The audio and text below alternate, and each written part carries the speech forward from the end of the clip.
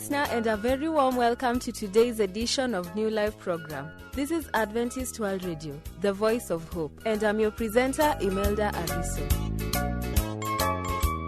Living healthy is everyone's desire. However, attaining that healthy lifestyle is often a great challenge. That's why it's our privilege to ensure that we provide you with all the facts and information you need to get there. Today in our health segment, we'd like to focus on keeping fit. Thereafter, we will have a short Bible study program led by Pastor Tom Nyarunda as he speaks to us about the living water. For this and much more, stay right where you are and turn up your volume for this beautiful a cappella music titled, Do You Love the Lord? Be blessed.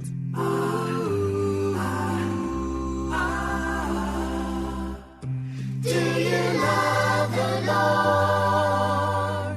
Are you taking the time to be reading His Word? Do you trust and obey each and every day? Tell me, do you love the Lord? It's not for your brother, it's not kids at school. It's not for others to say. Others to say. For yourself, live the golden rule. Only you can choose the way. Do you love the Lord? Are you taking the time to be reading His Word? Do you trust and obey each and every day? Tell me, do you love the Lord? It's not for your mom and it's not for your dad. It's not for your Sunday school class. Sunday Decide for yourself to be good, never bad. Making your decision last. Do you love the Lord?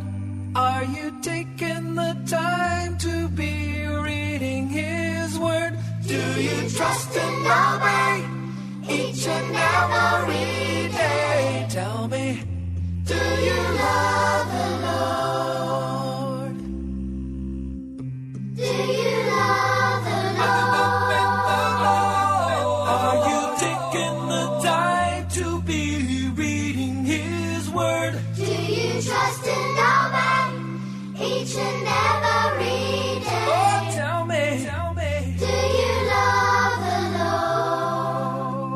Oh, tell me, do you love the Lord? I hope your answer is yes. Let us now prepare to listen to Kevin Gapiani as he tells us how we can keep fit. Stay tuned.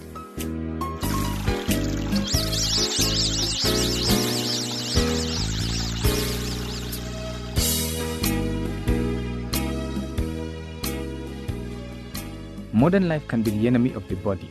Inactivity, fatty or processed foods, stress, and smoking all conspire to make our bodies flabby, sluggish, and more prone to disease. But we can all be fit if we try. My name is Kevin Gapiani, and you are listening to the Health Slot, where we are talking about keeping fit. Welcome.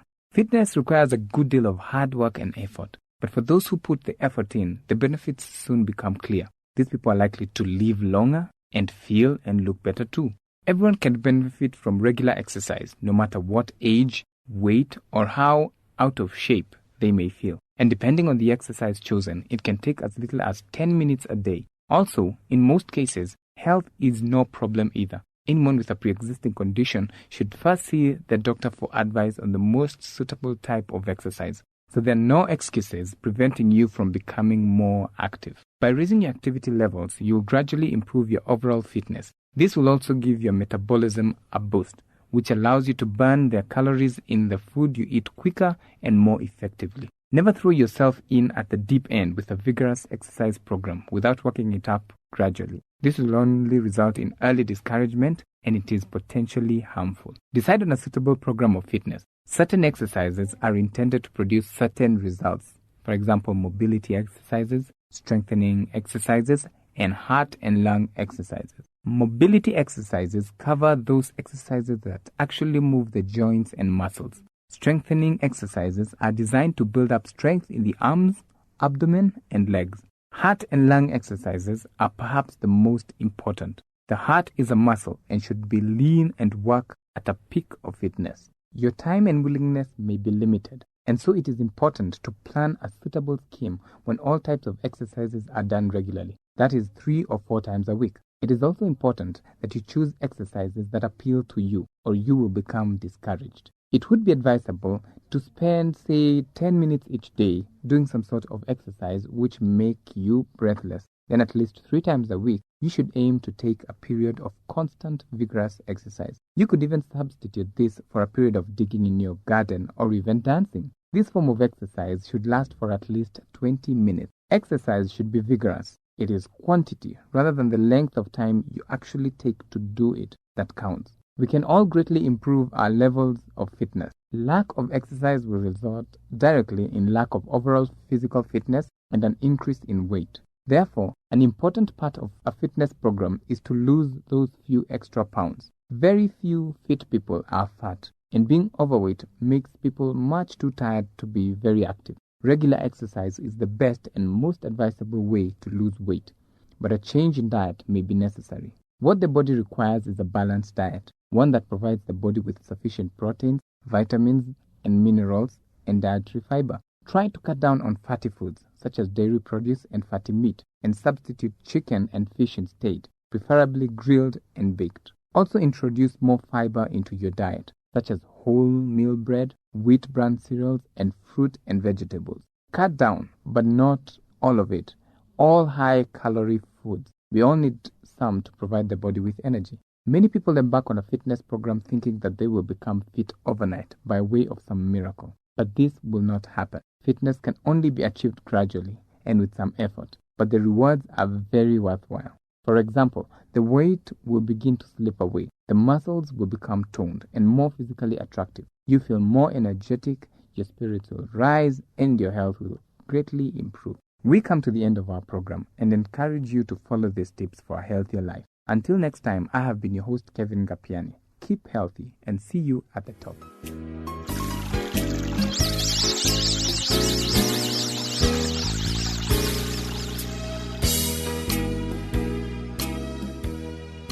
I hope we have been encouraged to start keeping fit. For any questions, comments, and suggestions about the topic, feel free to write to the producer, Adventist World Radio, P.O. Box 42276, code 00100, Nairobi, Kenya. And our email address is awrnairobi@eau.adventist.org. Turn up your volume for this little light of mine and do not forget to sing along. Be blessed. This little light of mine, you know that I'm gonna let it shine. Whoa, this little light of mine, you know I'm gonna let it shine. Well, this little light of mine, you know that I'm gonna let it shine. Let it shine, let it shine, let it shine.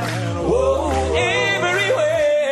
everywhere I go, you know that I'm gonna let it shine. Everywhere I go, you know I'm gonna let it shine. Everywhere I go, you know that I'm gonna let it shine. Let it shine, let it shine, let it shine. Oh, even in my home, I'm gonna let it shine. I'm gonna let it shine. In my home, let it shine.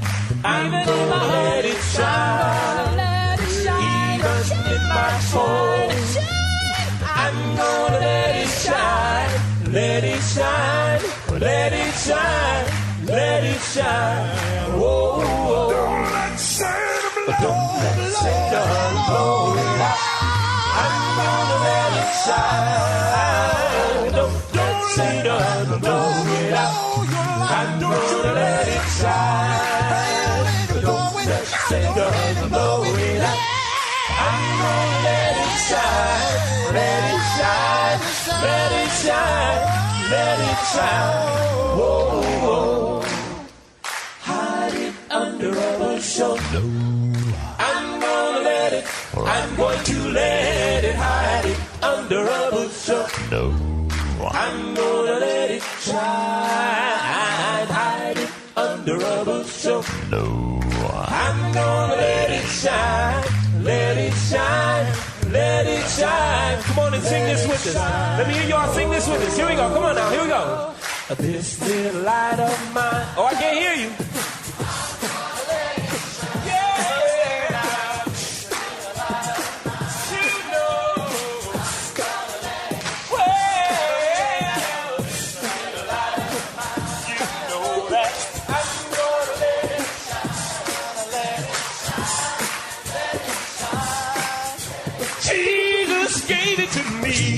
Well, and you know I'm gonna let it shine. Jesus gave it to me, you know I'm gonna let it shine. Jesus gave it to me, you know that I'm gonna let it shine, let it shine, let it shine, let it shine.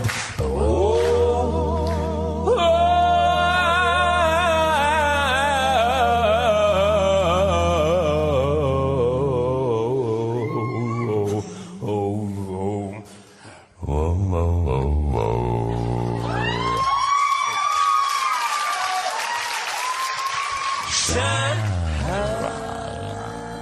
If you have just tuned in, you're listening to the Voice of Hope, Adventist World Radio, on the program New Life, coming to you daily at this hour. It's now time to receive some food for the soul, brought to us by Pastor Tom Nyarunda, as he leads us through this reviving Bible study program. Be blessed.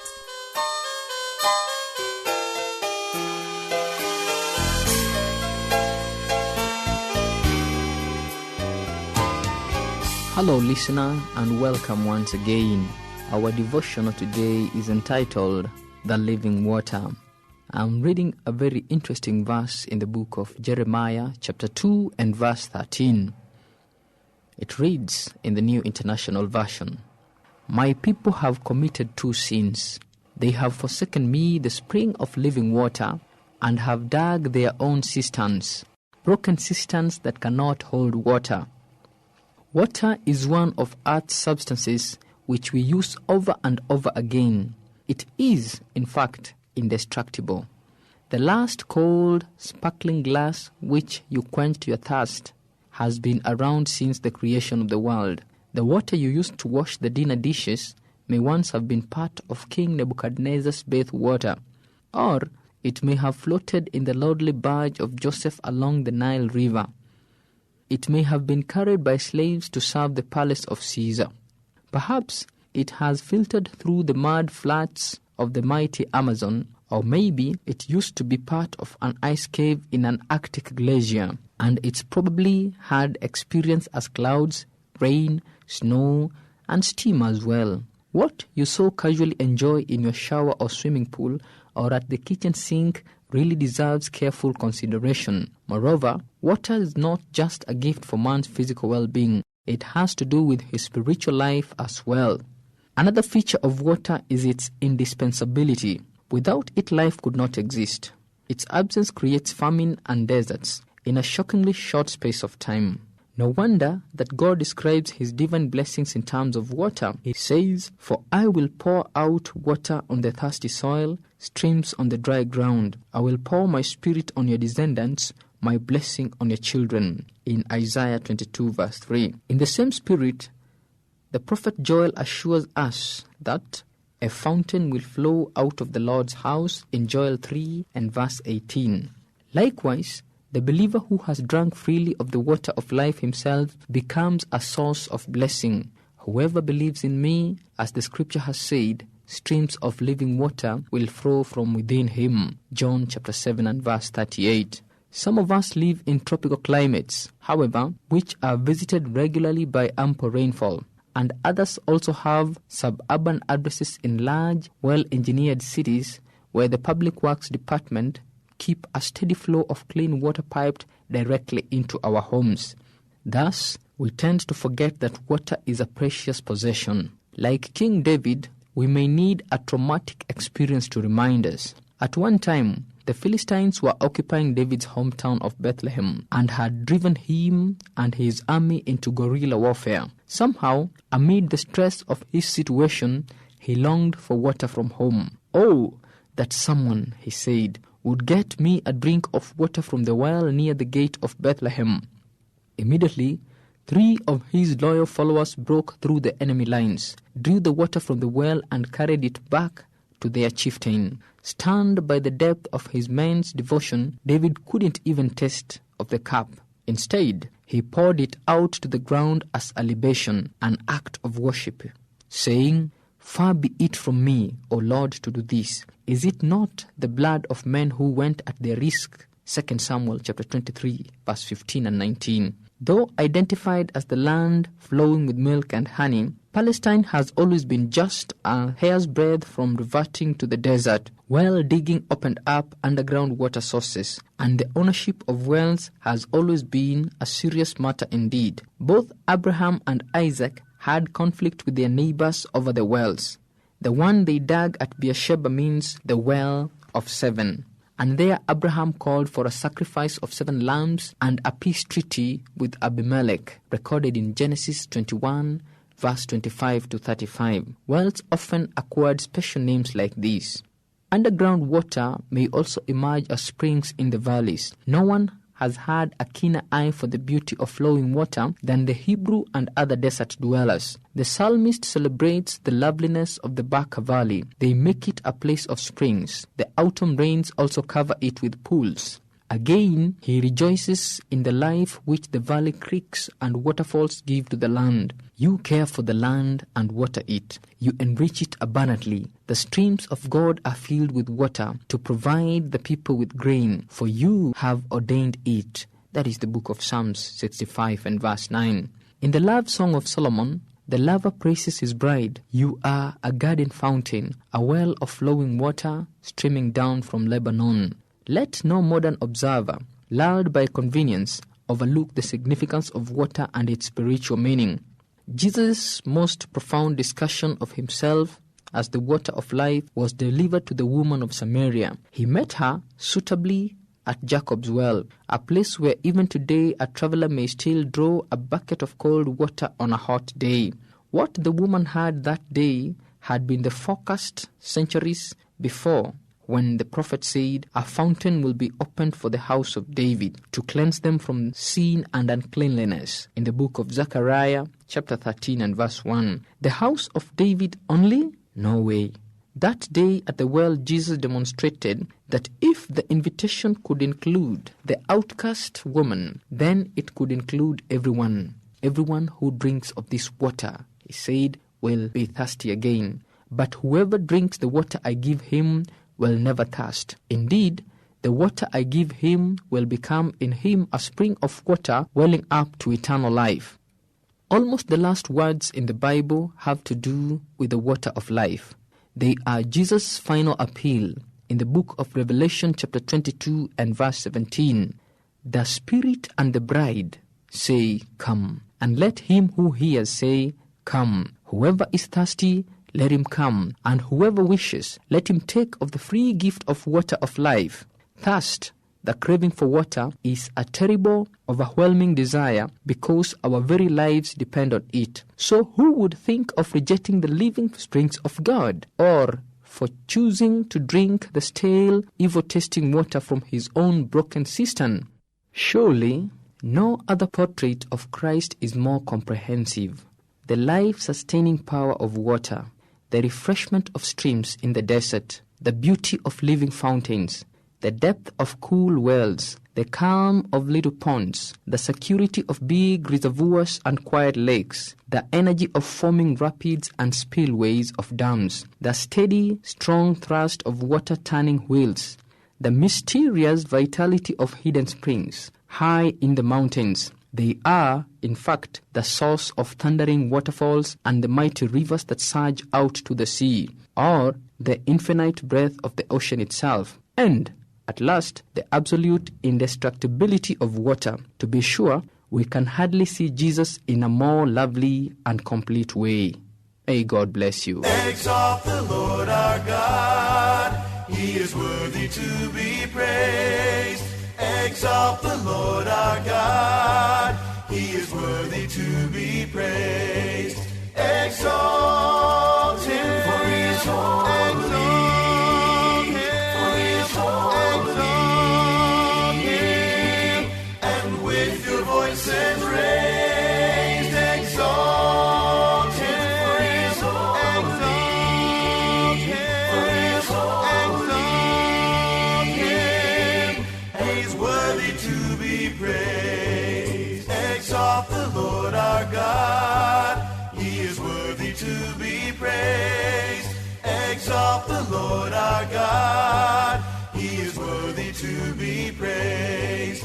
Exalt him, for he is holy. Exalt him, for he is holy. Exalt him, and with your voices raised, exalt him, for he is holy. Exalt him, for he is holy. Exalt him, and he's worthy to be praised. He's worthy to be praised. He's worthy to be praised. Dear listener, we have come to the end of our program today. I hope we have been blessed. To learn more, please send your questions, comments, or suggestions about the program to the producer, Adventist World Radio, P.O. Box 42276, code 00100, Nairobi, Kenya. And our email address is awrnairobi@eau.adventist.org. Thank you so much for your company. Let's do this again tomorrow, same time, same place. Until then, I have been your host, Imelda Ariso, wishing you a week of wonderful surprises filled with God's love.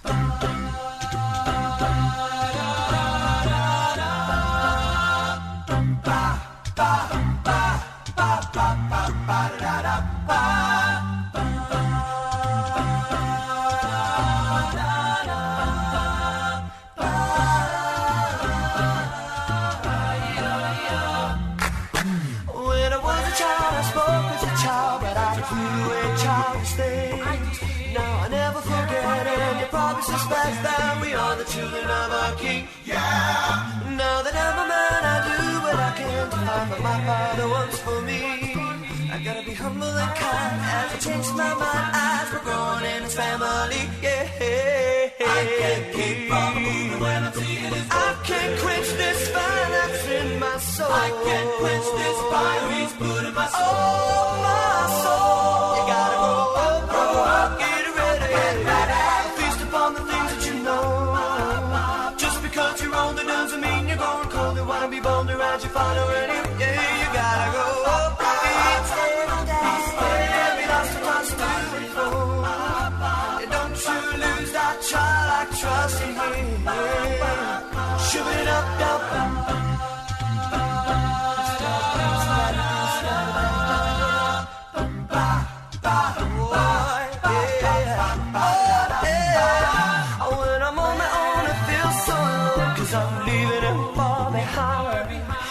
Pushing my way, so there won't be mistakes, it will not be forcing me in life. Yeah, but when I understand He has the best plan and He's got it all planned for me, I will never regret if I only submit to His providential sovereignty.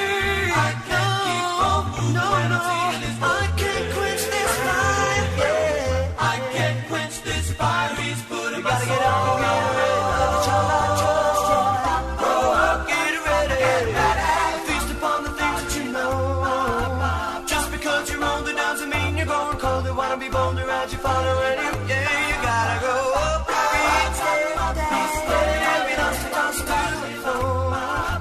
Don't you lose that childlike trust in Him.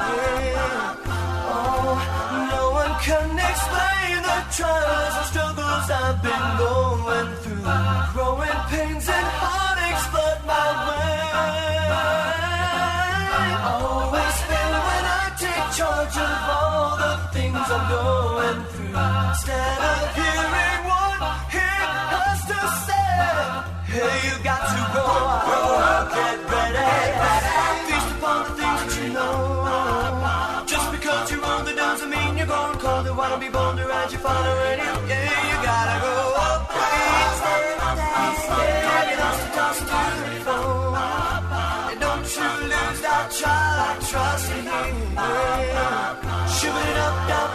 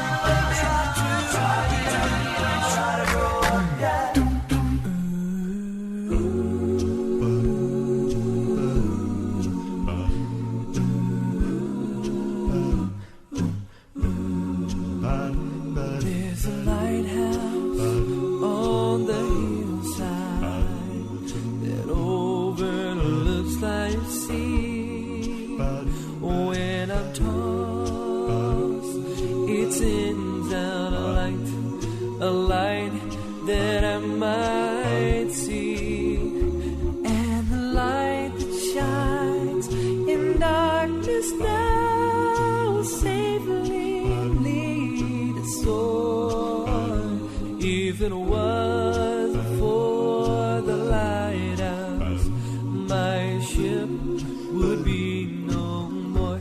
And I thank God for the lighthouse. I owe my life to Him. For Jesus is the lighthouse, and from the rocks of sin He has shown the light around me, that I might clearly see. If it wasn't for the lighthouse, tell me where would this ship be? But everybody that lives about us, they say tear that lighthouse down. No, the big ships don't sail this way anymore. There's no use for standing round. Then my mind goes back to that stormy night, when just in time I saw the light. Yes, the light from that old lighthouse that stands up there on the hill. And I thank God for the lighthouse. I owe my life to Him. For Jesus is the lighthouse, and from the rocks of sin He has shown the light around me, that I might clearly see. If it wasn't for the lighthouse, tell me where would this ship be? And I thank God for the lighthouse. I owe my life to Him. For Jesus is the lighthouse, and from the rocks of sin He has shown the light around me, that I might clearly see. If it wasn't for